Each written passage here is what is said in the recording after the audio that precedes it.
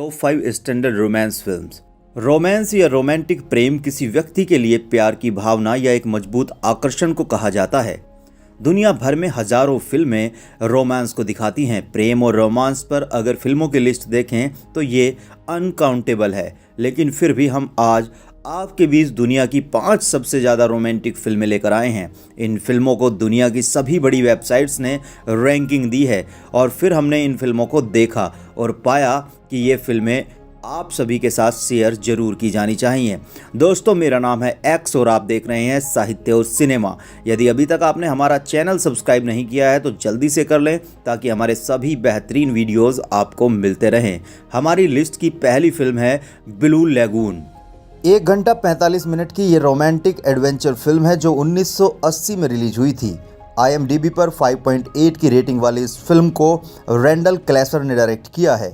आपको बता दें कि इस फिल्म को नॉवल द ब्लू लेगून से एडॉप्ट किया गया है। फिल्म में ब्रोक शील्ड्स, क्रिस्टोफर एटकिंस, लियो मैककर्न और विलियम डैनियल्स ने मुख्य किरदार अदा किए हैं। फिल्म दक्षिण प्रशांत में एक उष्णकटिबंधीय द्वीप पैराडाइज में फंसे 2 बच्चों की कहानी बताती है, लेकिन ना तो वहाँ उन दोनों का कोई मार्गदर्शन होता है और ना ही समाज के कोई प्रतिबंध। धीरे धीरे वक्त गुजरता है और उन दोनों में भावनात्मक और शारीरिक परिवर्तन उत्पन्न होते हैं और जब वे युवावस्था में पहुँचते हैं तो प्यार में पड़ जाते हैं। स्टोरी दोनों के बीच संघर्ष और गहरे रोमांस को दिखाती है। फिल्म विक्टोरियन काल से स्टार्ट होती है जिसमें हम देखते हैं कि 2 युवा चचेरे भाई बहन, जिसमें 9 वर्षीय रिचर्ड और 7 वर्षीय एमलिन और एक गैली कुक पैडी बटन दक्षिण प्रशांत में एक जहाज की तबाही से बच जाते हैं और एक हरे भरे उष्णकटिबंधीय द्वीप पर पहुंच जाते हैं।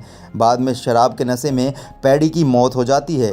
अब अकेले बच्चे द्वीप के दूसरे हिस्से में जाते हैं और अपने घर का पुनर्निर्माण करते हैं। जब रिचर्ड और एमलिन यौवन तक पहुंचते हैं तो उनका अनुभव तनावपूर्ण होता है क्योंकि मानव कामुकता पर शिक्षा की कमी होती है। एमलिन यौन आकर्षण का अनुभव करने वाली पहली महिला है।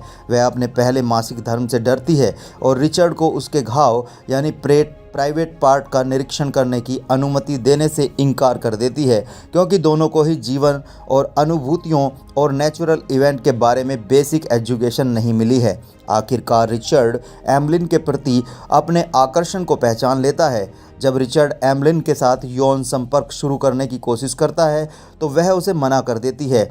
नतीजतन रिचर्ड एमलिन से छिप जाता है और हस्तमैथुन करता है।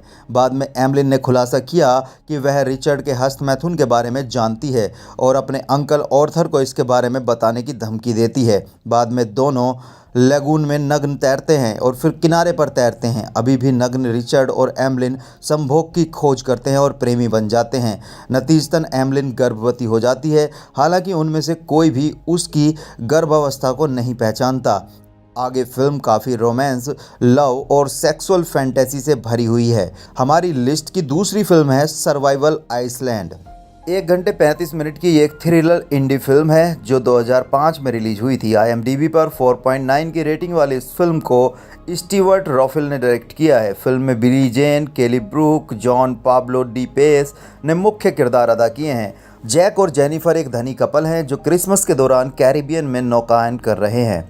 उनके दल में एक हैंडसम बंदा मैनुअल है जिससे उसकी नाराज पूर्व प्रेमिका मारिया ने सौंप दिया है क्योंकि वह नौका पर जाने की तैयारी करता है। वो ज़्यादा बॉदर्ड है और उसे क्रू और गेस्ट की रिक्वेस्ट पूरा करने में काफ़ी परेशानियां आ रही हैं। कप्तान का सामना करने के बाद मैनुअल बाहर निकलता है और गैली से बाहर निकलते ही एक रैग फेंक देता है।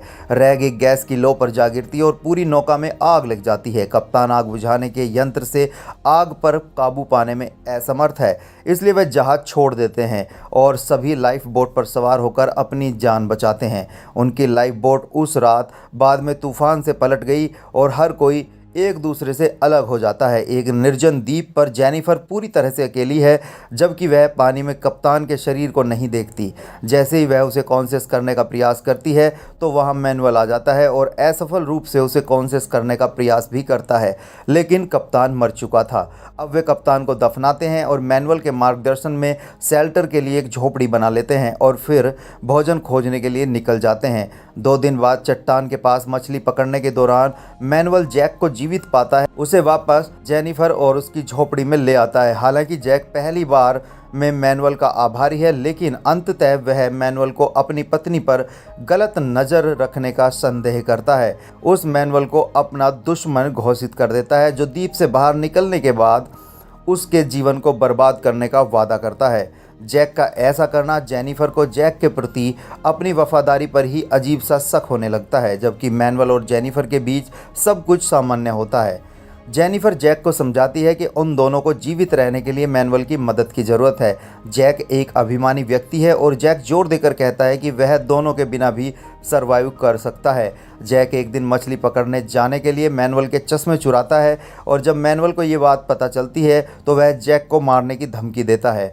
जेनिफर उसे शांत करने की कोशिश करती है। जैसे ही दोनों लड़ाई के बाद पानी से बाहर निकलते हैं, मैनुअल जेनिफर को नीचे गिरा देता है और उसके साथ बलात्कार शुरू कर देता है, लेकिन वह जल्दी ही विरोध करना बंद कर देती है और यह कार्य सहमति बन जाता है। बाद में जेनिफर को मुठभेड़ का आनंद लेने के बावजूद पछतावा होता है। मैनुअल ने खुलासा किया कि वह जेनिफर को उसी क्षण से प्यार करता है जब उसने उसे पहली बार देखा था। यहाँ से फिल्म में खूब सारा रोमांस, जेनिफर और मैनुअल के बीच उस द्वीप पर कई बार रिलेशन बनता है और जैक और मैनुअल एक दूसरे के दुश्मन बन जाते हैं। फिल्म का एंड काफ़ी रोचक है, जिसके लिए आपको ये फिल्म देखनी चाहिए।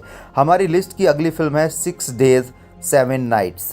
1 घंटा 38 मिनट की ये एक रोमांटिक कॉमेडी फिल्म है जो 1998 में रिलीज हुई थी। IMDb पर 5.8 की रेटिंग वाली इस फिल्म को इवान रेटमैन ने डायरेक्ट किया है। फिल्म में हैरिसन फोर्ड, एनी हैची, डेविड शैकविमर और तैम्यूरा मॉरिसन ने मुख्य किरदार अदा किए हैं। रॉबिन मुनरो डेज़ल नामक एक फैशन पत्रिका के लिए न्यूयॉर्क संपादक है। उसका प्रेमी फ्रैंक मार्टिन उसे दक्षिण प्रशांत के एक द्वीप मकाटिया में 1 सप्ताह की छुट्टी के लिए इनवाइट करता है, जिससे वो काफ़ी आश्चर्यचकित और खुश हो जाती है।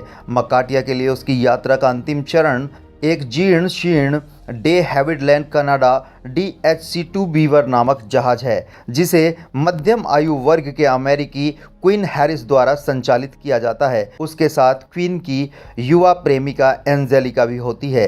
अगली सुबह रॉबिन का बॉस मार्जोरी चाहता है कि वह एक फैशन शूट की निगरानी के लिए ताहिती जाने के लिए अपनी छुट्टी को कुछ समय के लिए पोस्टपोन कर दे। ना चाहते हुए भी रॉबिन को अपना हैप्पी टाइम पोस्टपोन करना पड़ता है और वह उसे वहां से ताहिती जाने के लिए क्वीन को काम पर रखती है ताकि क्वीन उसको हवाई जहाज़ से ताहिती पहुंचा सके।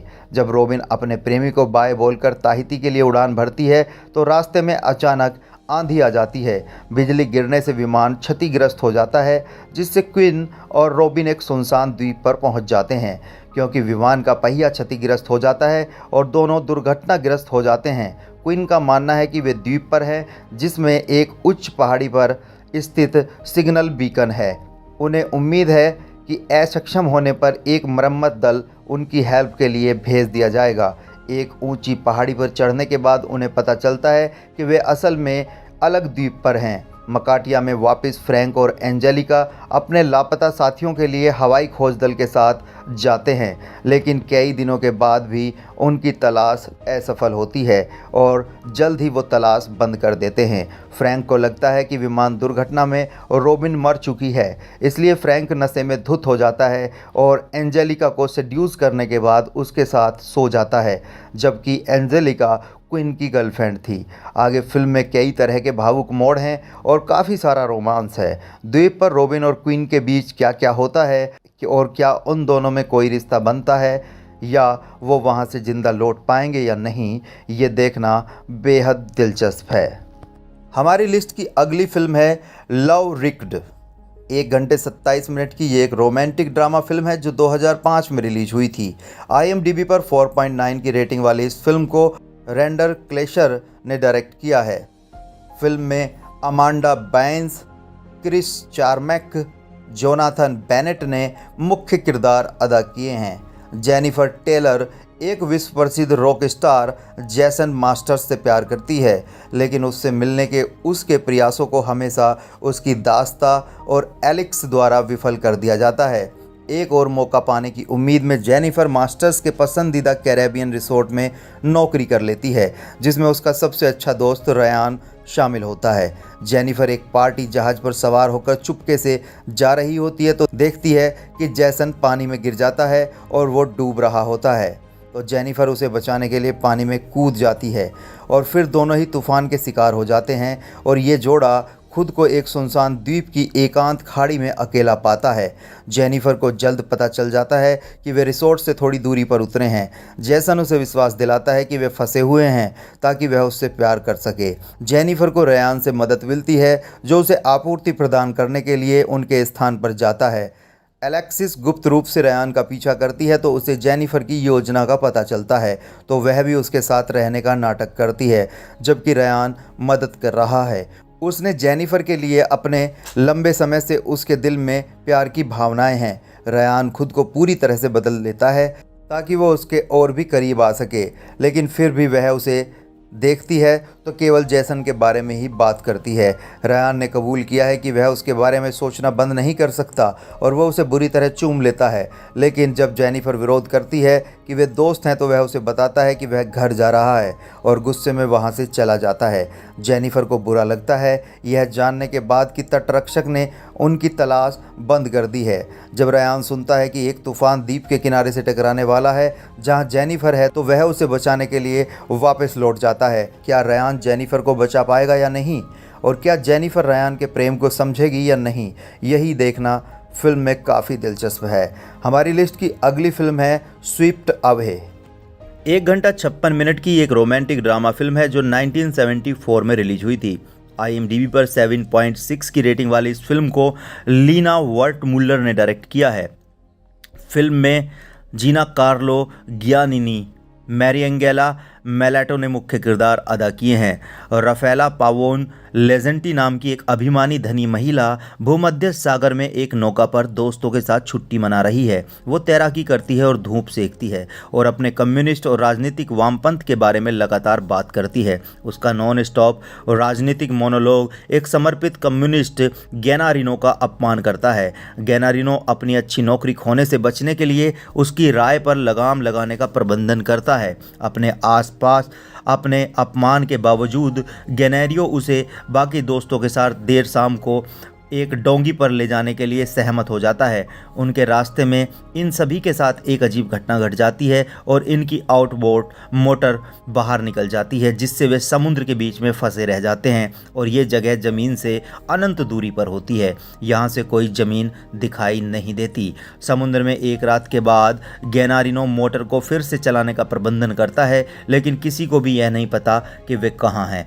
आखिरकार उन्हें एक द्वीप दिखाई देता है और वे उसकी ओर बढ़ते हैं और इस प्रक्रिया में वे अपने डोंगी को नष्ट कर देते हैं। ज़मीन पर उन्हें पता चलता है कि द्वीप पर कोई और नहीं है। वहां पहुंचने पर राफेला फिर से गैनेरियो को आदेश देना शुरू कर देती है, लेकिन वह अब उसकी सहायता करने से इनकार कर देता है। राफेला इसमें खुद को काफ़ी बेइज्जत महसूस करती है। फिर दोनों में झगड़ा बढ़ जाता है और फिर वे अपने दम पर द्वीप का पता लगाने के लिए अलग अलग हो जाते हैं। गैनेरियो जल्द ही झींगा मछलियों को पकड़ लेता है और पकाने लगता है। गैनेरियो को राफेला अपना दास बनाना चाहती है क्योंकि उस जगह पर भोजन और दूसरी सभी आवश्यकताओं के लिए उसे गैनेरियो की हेल्प की ज़रूरत है। गैनेरियो अब उससे तंग आ चुका है और अचानक से उसके बिहेव में बदलाव आने लगा है। वो महसूस करता है कि महिलाएं पुरुषों की सेवा करने के लिए पैदा हुई हैं, यहाँ तक कि वह उसे अपने अंडरवियर धोने के लिए भी प्रताड़ित करता है और अपमान सहने के लिए भी मजबूर करता है। जब राफेला गुस्से में प्रतिक्रिया करती है